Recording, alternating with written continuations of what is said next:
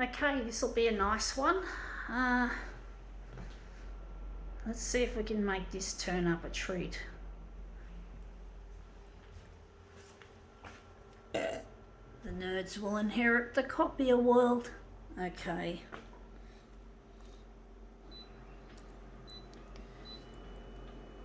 Gonna leave it on that.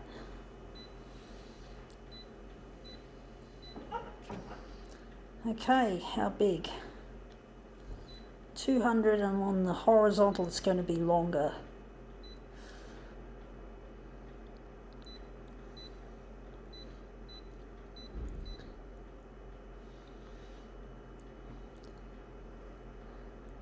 This user interface is a pain.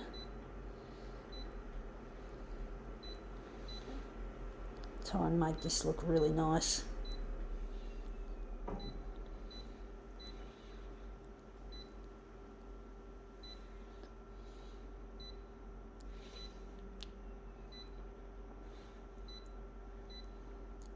Sorry about the shaking of my hand. Okay, let's see what we have here. A pair of bed slippers for kids, or maybe they could be for an adult with small feet. And they say dream big. We're just going to take one of them, the one without the label, and we're going to put it on the glass. Now this is an important lesson because most people don't dream big.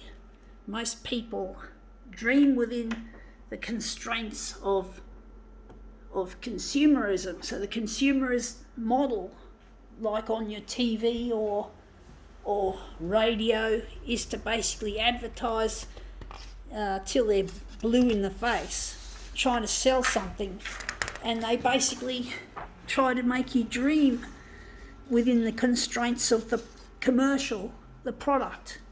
They don't let you be yourself and dream big, truly. And that's what a real tragedy, and now we've lost our settings. And that's a real tragedy because we're all just fucking preached to with the religion on television to do with capitalism. It's a fucking religion. And it's not a good religion.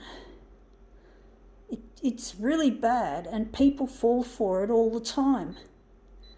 They can't think outside the box of capitalism, consumerism, celebrities. They just get preached to, and it becomes a fucking religion. It's not a religion I want to subscribe to, folks. I'd give it the middle finger, because I've got my own dreams in my own place, in my own time, and with whatever I feel is right. My dream is to one day take the photocopier industry by storm and run a company that builds sustainable and well-designed photocopiers that use artificial intelligence and that are manufactured from sustainable resources as much as possible, such as e-waste from China and India.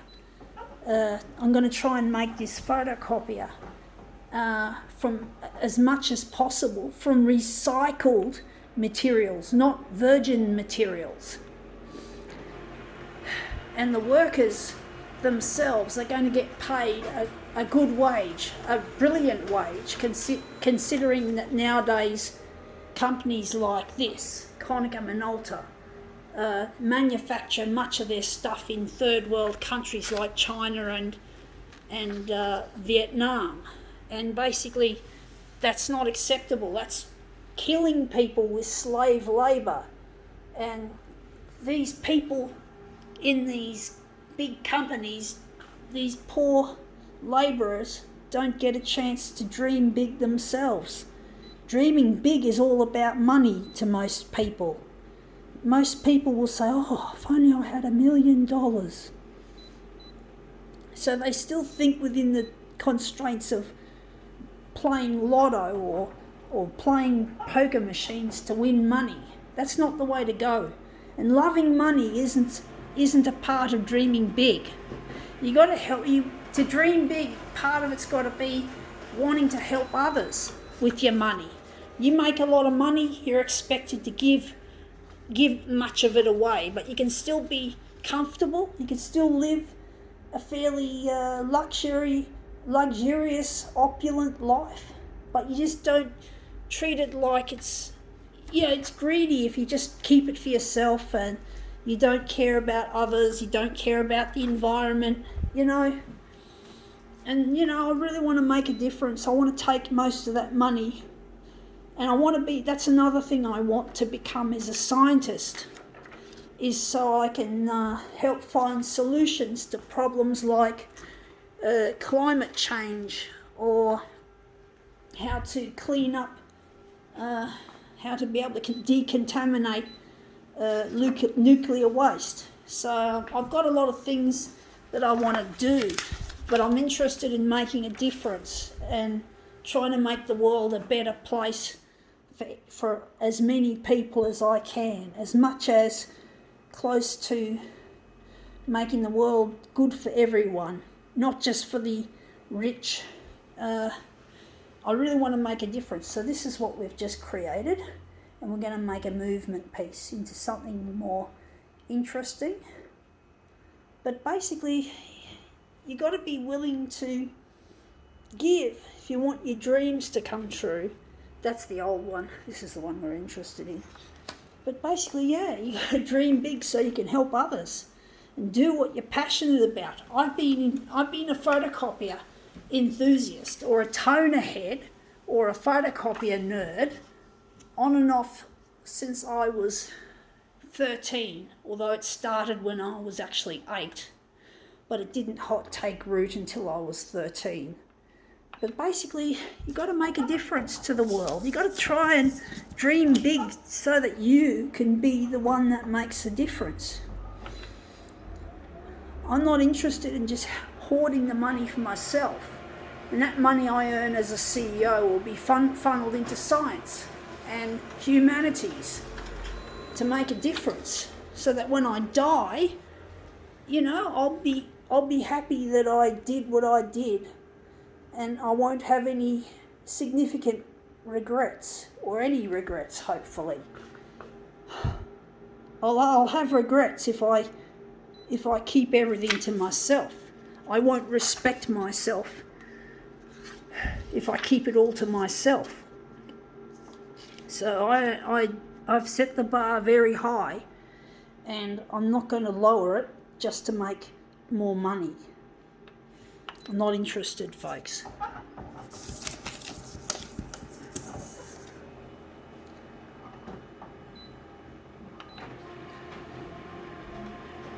So you just got to think of the future, think of your fellow human, think of the environment, try to make sure that you leave the world in a better place than before you came.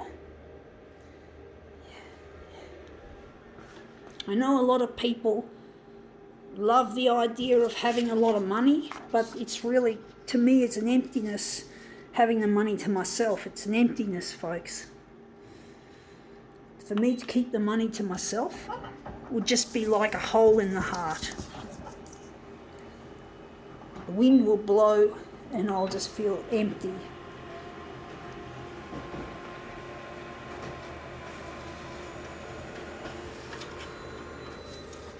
Anyway, that looks interesting.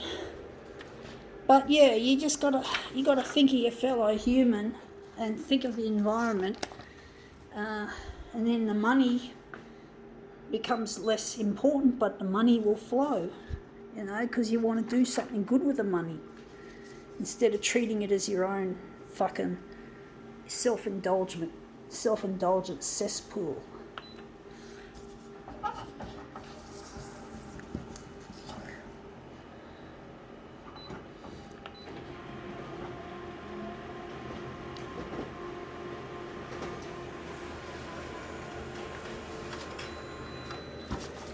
Yeah, that looks interesting. It's not an easy one to do, this one, to be honest, folks. I'm having trouble trying to get this looking good.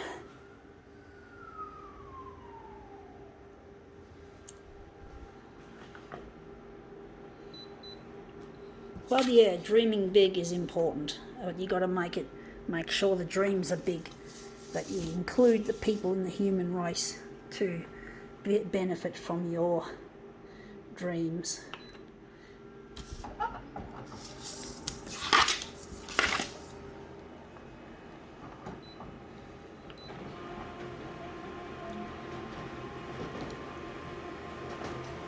And incidentally, I forgot to mention, I currently suffer from significant disabilities. I do believe that when I was born, I had a cord around my neck and I came out feet first. I came out as a breech baby, and I therefore had brain damage done, I suspect. It's not been diagnosed, to my hippocampus and my short-term memory.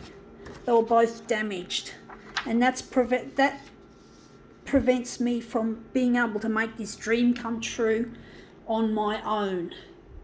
And also, on the upside, I believe I also have a disability that is considered an asset overall, although it used to be a pain in the ass, and that is Asperger's syndrome, otherwise currently known as high-functioning autism.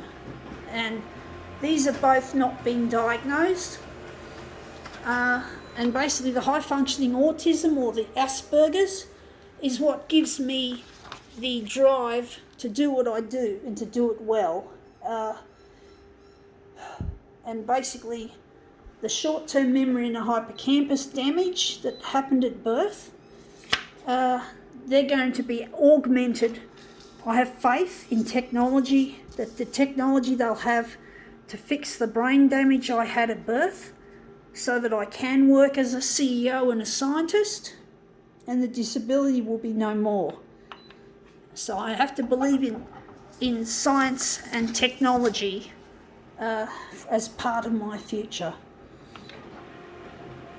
But another thing to note also is I've got to meet the right person, and I'm currently trying to get this work on television so I can get access to a person that I know loves me, and we're going to get together and make a difference, and he will have access to the necessary technology that I'll need to curtail this brain damage, to fix this brain damage.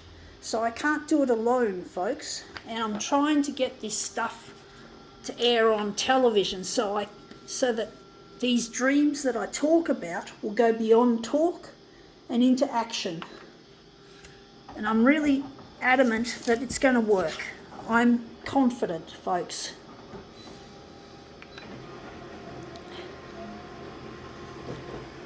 So they'll have bionic technology to fix the brain damage, which I'm looking forward to very much, to be free from the disability that I have.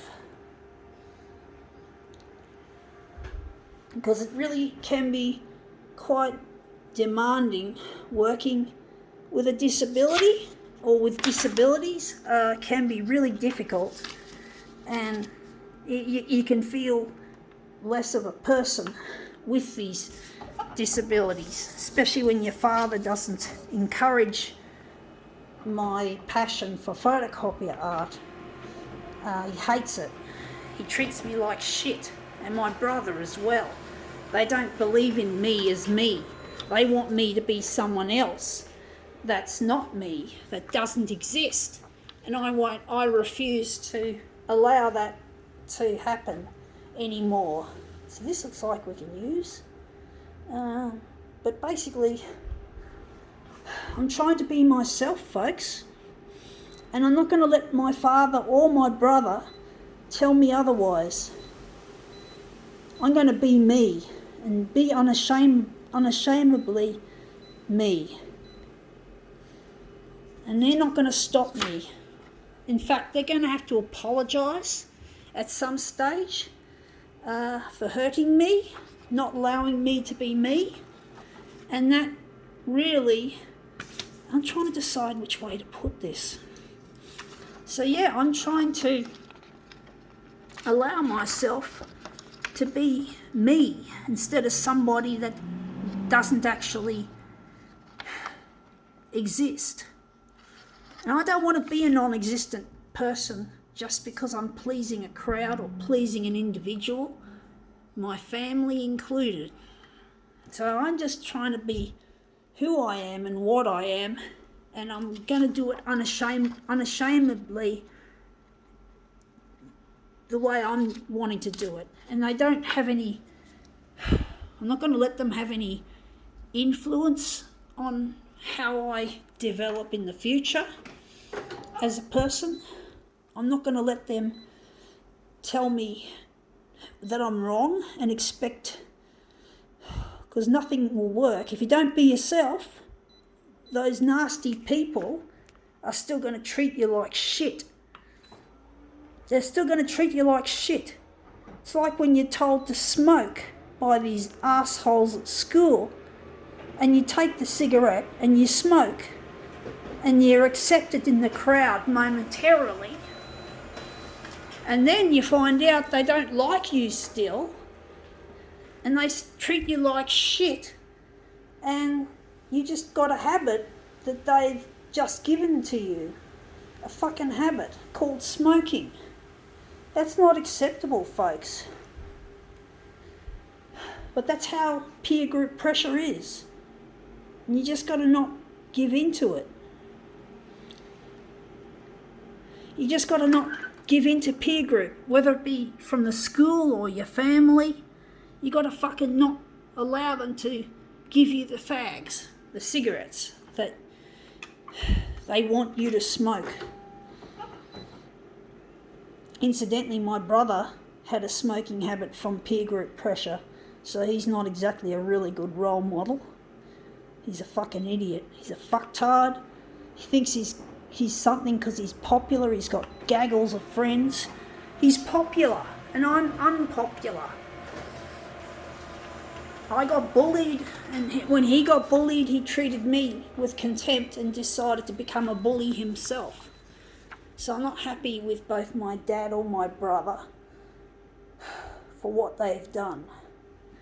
But I'm going to try and I'm not going to listen to them and take their advice, because it's going to be like bullies at school offering cigarettes. No, I never smoked.